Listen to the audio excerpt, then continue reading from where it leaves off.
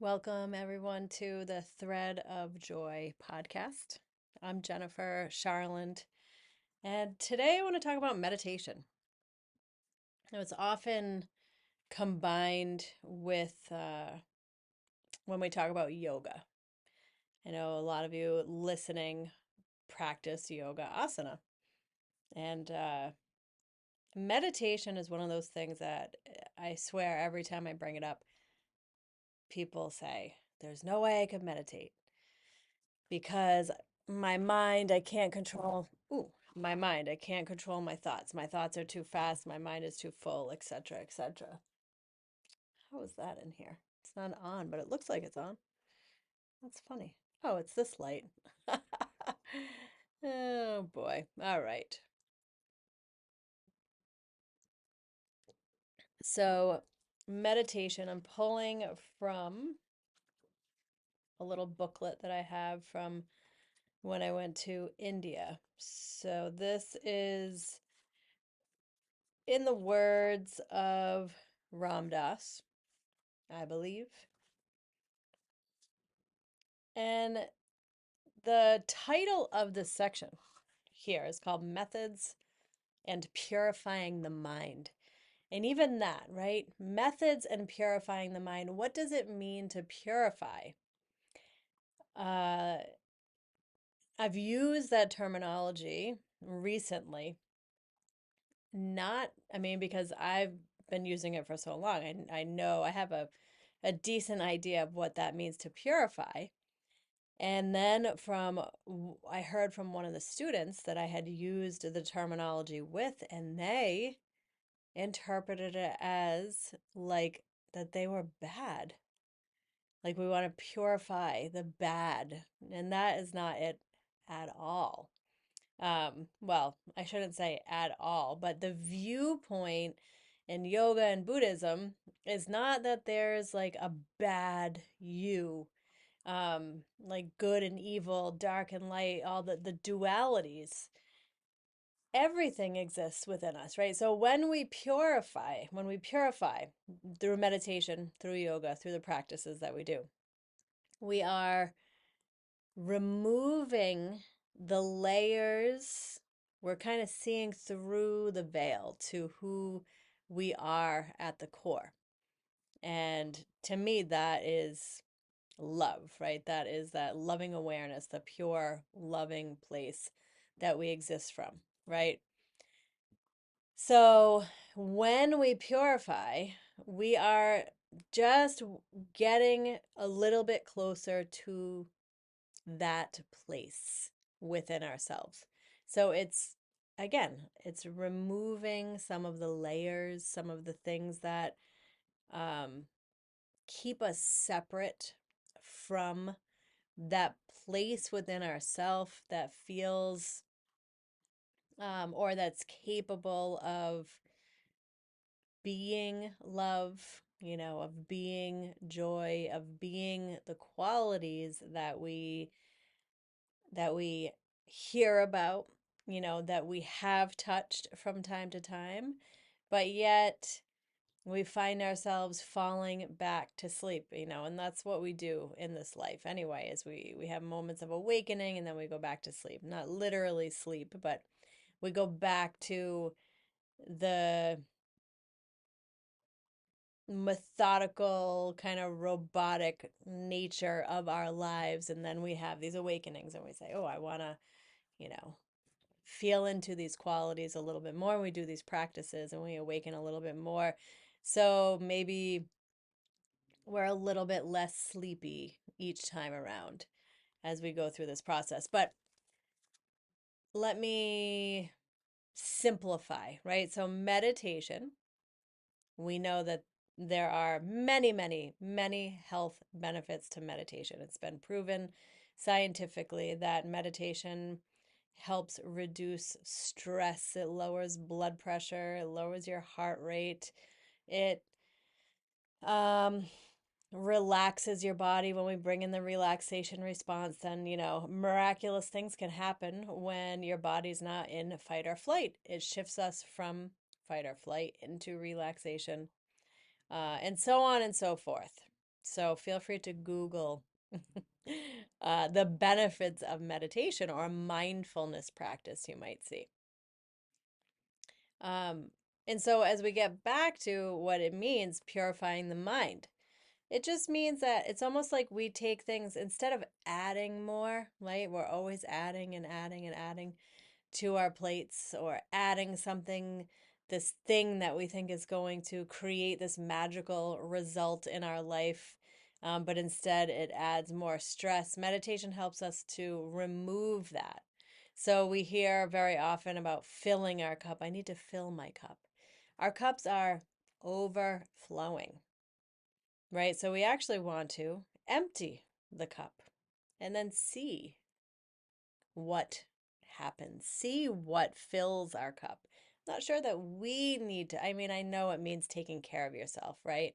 But think, we are overflowing. Do we really need to continue to gather more stuff in an effort to feel better?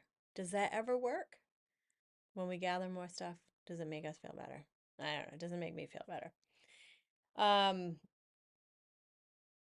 So here it says meditation means going within, bringing the mind to one point in order to quiet the cacophony of thoughts, emotions, and desires. Now, every sentence is going to be loaded. So, what does that mean? In order, bringing the mind to one point, that this is all a practice, right? So, when you meditate, don't your mind is going to be wild. That's why it's called monkey mind, right? Monkeys jump from branch to branch and vine to vine. And our thoughts, they jump, jump, jump everywhere. Sometimes our minds are busier than other times, but there's always thoughts going through. So the the greatest effort, minus the word effort, right? The greatest goal, and that's not even the right word either, is to bring the mind to one point. Okay.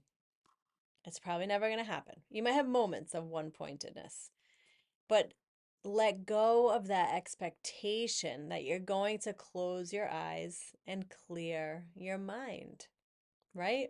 It's just in the practice. You're going to close your eyes and you're going to become aware of your mind, aware of your thoughts, right?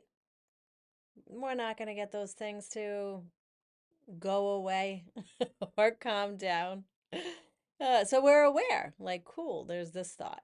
And then maybe, like, you get a little more subtle with it. You don't have to go into some big long story that your mind is creating. Maybe you're just like, ooh, there's that chapter.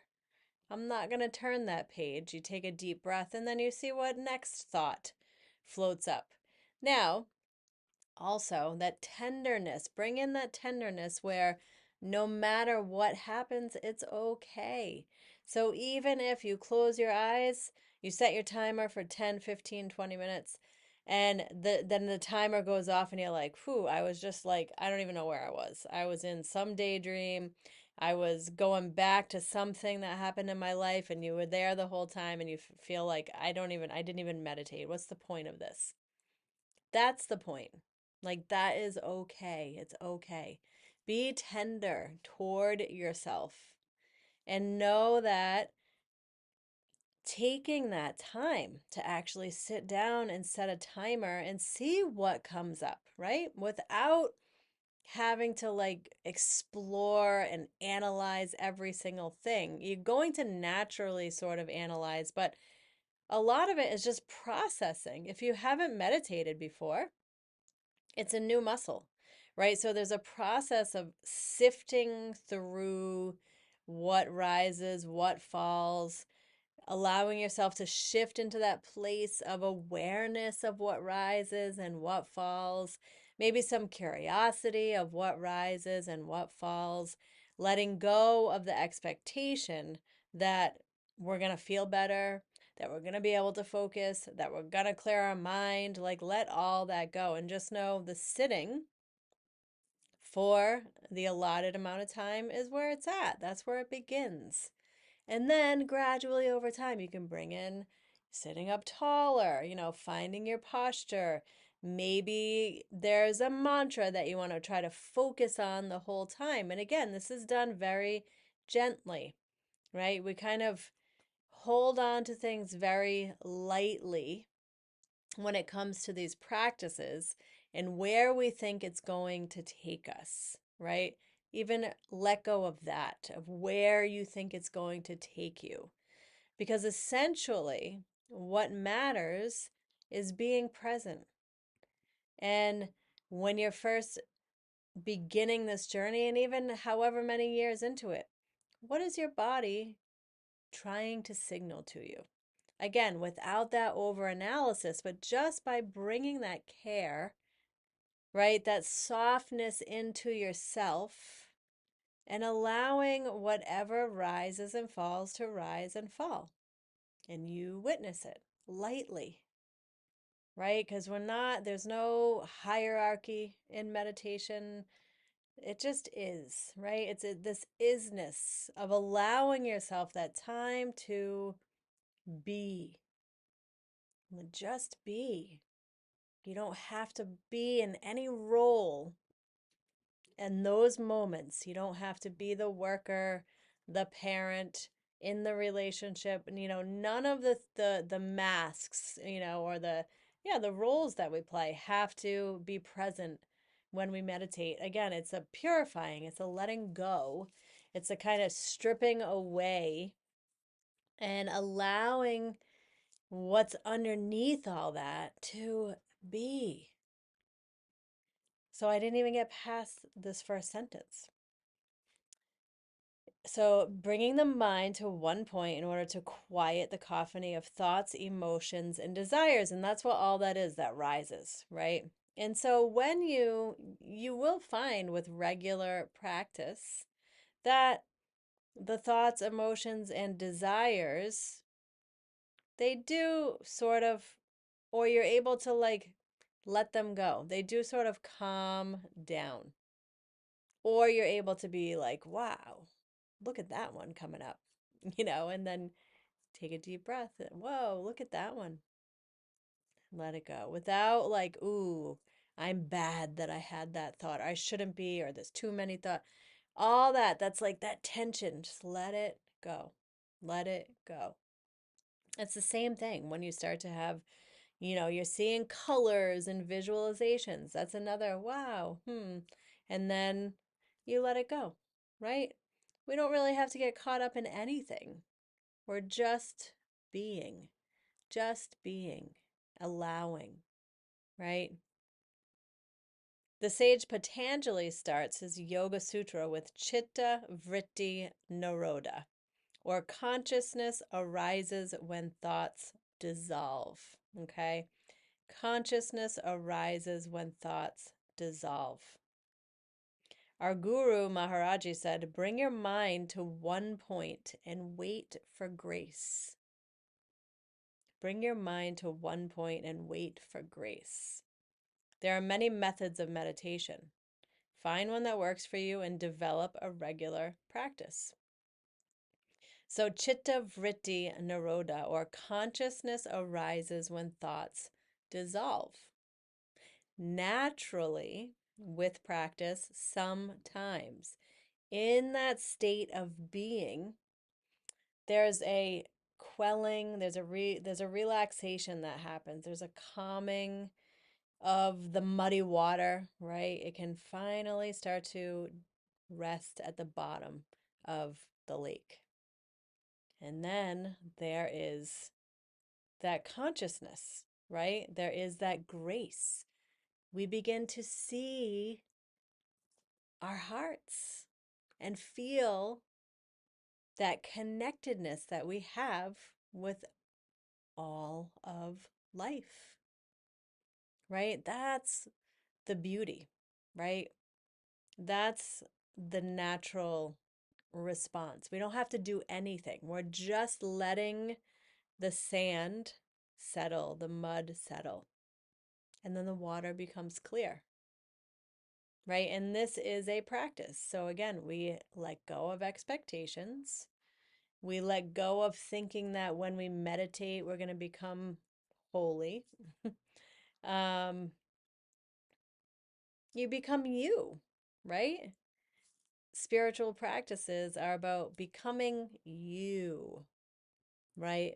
Removing, purifying to shine forth you, the uniqueness that you are, right? That is holy and beautiful in and of itself. You don't have to do anything. It says here in the Bhagavad Gita, Krishna speaks of meditation as the way to go beyond desires and passions, right? And that's really, as humans, we're going to have desires and passions, but we have the ability to choose to release our attachment to those things, right? So again, we're aware, they rise, they fall, we let go. We might even fulfill some of the desires and passions, but again, without attachment to outcome. We're doing things from that place, our unique place. It's sort of this place of service, and we're enjoying that versus the expectation of outcome, right? The expectation of fruit for the labor. I think I'm going to leave it there. That's enough. So, just some ideas around working with meditation. And you might say, well, how do I meditate? You sit down and get comfortable at first. Maybe you lay down and you focus on your breath. You might focus on the rising and falling of your belly or your body as the breath moves it. You might focus on your heart. You might just focus on the different sensations that rise and fall throughout the meditation. And every time you get carried away with a thought, eventually you come back and you remember, oh, I'm meditating. Again, 5 million thoughts in a 20-minute session, totally okay. And you just keep coming back. And you just keep coming back gently. You keep coming back lightly. And you keep coming back tenderly. Right? And there's that secondary benefit of allowing that natural side of you to also shine through, the tender, the compassionate, the loving, the caring side, right? Because that's how we're treating ourselves during this meditation. So then we can feel a little bit lighter within. And we just have this adventure, right? Of meditation, this experience. That's all. And then when you're done, you let it go. And then you show up again the next day. And just like anything that you practice, it becomes normal, it becomes regular. We start to see the benefits, right? And so I think that's good. And we can talk more. Again, you know I love to hear from you. So comments, sharing this video with anybody that you think it might help or benefit, or just to show them the community. And I appreciate you spending this time with me. Thank you so much. Namaste.